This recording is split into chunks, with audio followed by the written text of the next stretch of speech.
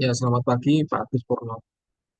Terima kasih buat kesempatan yang diberikan kepada saya, Daniel Andre Perwirawan, dan teman saya Sebastian, untuk kami boleh mempresentasikan tentang materi independent demand. Saya langsung akan mulai saja beberapa slide ini, kemudian nanti akan dilanjutkan oleh Sebastian. Kami mulai dari definisi independent demand. Jadi, independent demand adalah jenis permintaan untuk barang atau produk yang tidak dipengaruhi oleh permintaan barang lain. Ini berarti bahwa permintaan ini bersifat otonom dan terutama ditentukan oleh faktor eksternal seperti preferensi konsumen, tren pasar, dan kondisi ekonomi. Nah, contoh-contoh dari independent demand ini yang termasuk di dalamnya adalah barang-barang konsumen seperti roti, kemudian obat-obatan yang tidak tergantung pada produksi atau penjualan barang. Independent demand ini juga mengacu pada permintaan barang jadi yang terutama dipengaruhi oleh kondisi pasar dan bukan faktor internal perusahaan. Dan hal ini bisa berdampak langsung pada cara bisnis uh, yang memprediksi kebutuhan perusahaan dan menangani ini dengan stok. Dan jenis permintaan dari independent demand ini memainkan peran penting dalam manajemen inventaris dan perencanaan. Saya lanjutkan. Nah, ini ada beberapa contoh untuk demand dalam industri chemical. Yang pertama itu ada fatty acids. Nah, ini digunakan dalam berbagai industri seperti kosmetik, makanan, dan farmasi. Jadi permintaannya independen karena dipengaruhi oleh kebutuhan langsung dari kosmetik, makanan, atau farmasi. Kemudian ada juga contoh yaitu glycerin, itu sebagai bahan penting dari produk kosmetik. Permintaan ini independen dan industri-industri ini juga membutuhkan bahan untuk meningkatkan produksi. Kemudian ada soap noodle. Produk-produk ini merupakan barang konsumsi yang memiliki perbedaan independen dan bergantung juga pada kebutuhan pasar rumah tangga, kebersihan, dan kesehatan. Nah, di sini ada tiga karakteristik utama dari independen. Yang pertama, dikendalikan oleh kondisi pasar eksternal. Jadi, memang independen demand ini yang mempengaruhi adalah pasar eksternal, ya, preferensi pelanggan, dan tren ekonomi yang lebih luas. Nah, misalnya permintaan dan konsumsi itu eh, seperti roti itu tidak terikat dengan produksi barang lain. Sebaliknya, hal ini dipengaruhi oleh pola pembeli. Kemudian karakteristik yang utama juga adalah peramalan. Jadi memang peramalan ini memainkan peran penting dalam memastikan pengelolaan inventaris yang efisien. Jadi, seringkali perusahaan menggunakan histori dan statistik untuk memperkirakan permintaan ke depan.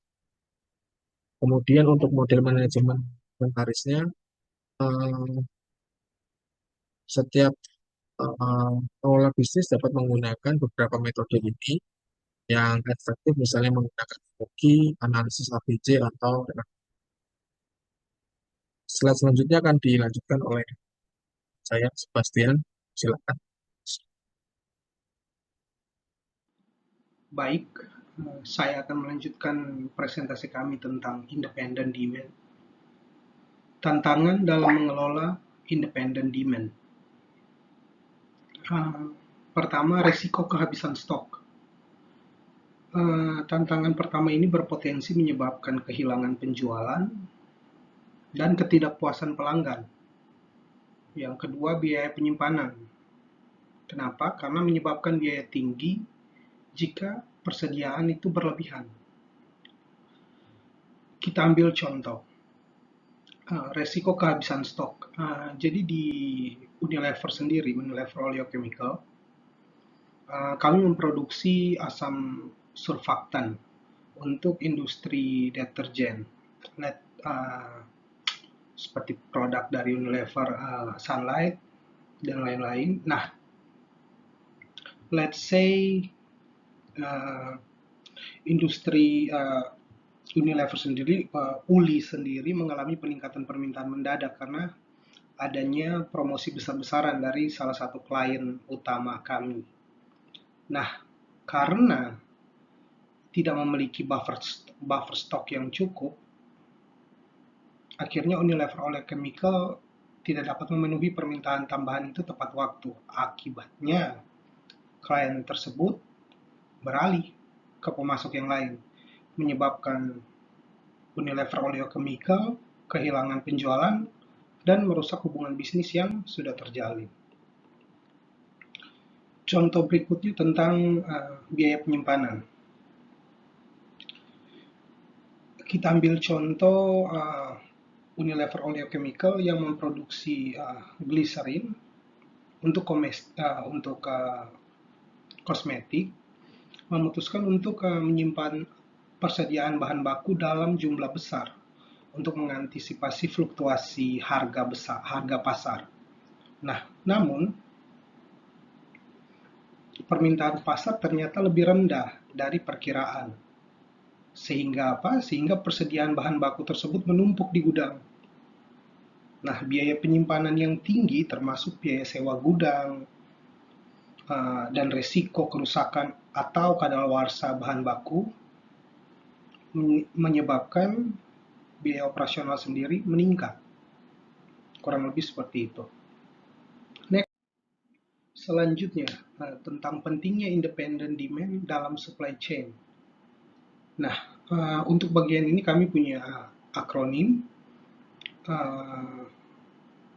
Akronimnya yakni STOK. S untuk strategi peramalan, T untuk tingkat inventaris optimal, O untuk operasional yang efisiensi, dan K untuk kepuasan pelanggan.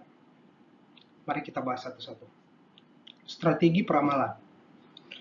Independent demand mendorong pentingnya strategi peramalan yang akurat untuk memprediksi kebutuhan inventaris, membantu perusahaan menghindari kehabisan stok, dan memenuhi permintaan pasar secara efektif. Tingkat inventaris optimal. Menjaga permintaan independen memungkinkan perusahaan mempertahankan tingkat inventaris yang tepat, mengurangi biaya penyimpanan dan resiko kelebihan stok. Ketiga, operasional yang efisiensi. Independent demand memastikan operasional supply chain yang lebih efisien dengan memungkinkan penyesuaian cepat terhadap fluktuasi permintaan tanpa mengurangi tanpa bergantung pada jadwal produksi barang lain. Kepuasan pelanggan.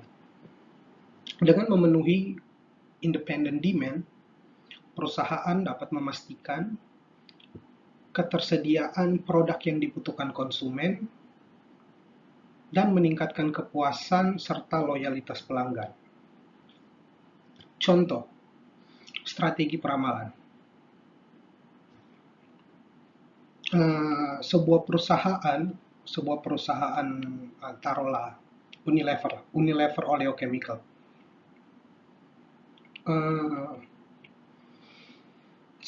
Unilever Oleochemical memproduksi fatty alkohol untuk industri kosmetik. Nah, dengan menggunakan strategi peramalan yang baik, dengan peramalan yang akurat, perusahaan dapat memprediksi permintaan produk dengan lebih baik, menghindari kehabisan stok selama musim puncak seperti liburan, dan memastikan ketersediaan produk yang konsisten. Berikutnya tentang contoh tingkat inventaris optimal. Nah, bagaimana ini peran dari independent demand dalam supply chain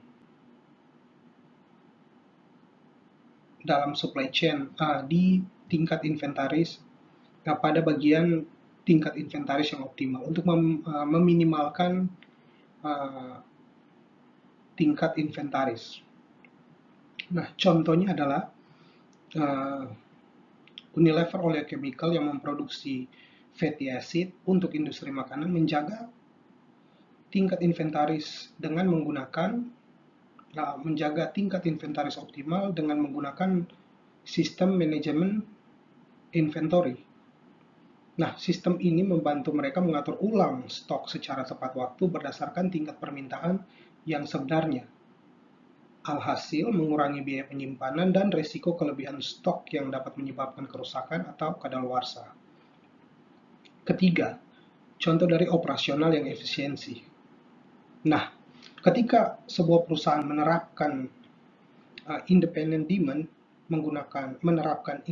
demand dengan mengintegrasikan sistem ERP, Enterprise Resource Planning, nah mereka dapat menyesuaikan produksi dan pengiriman dengan cepat sesuai dengan fluktuasi permintaan tanpa harus menunggu jadwal produksi barang lain. Hal ini meningkatkan efisiensi operasional dan mengurangi lead time. Yang terakhir, tentang kepuasan pelanggan. Contohnya adalah jika perusahaan menerapkan independent demand, nah perusahaan yang memproduksi surfaktan untuk produk pembersih rumah dapat memastikan ketersediaan produk yang konsisten di pasar dengan menjaga buffer stok yang memadai. Nah, dengan demikian mereka dapat memenuhi permintaan pelanggan dengan cepat, meningkatkan kepuasan dan loyalitas pelanggan karena produk selalu tersedia saat dibutuhkan.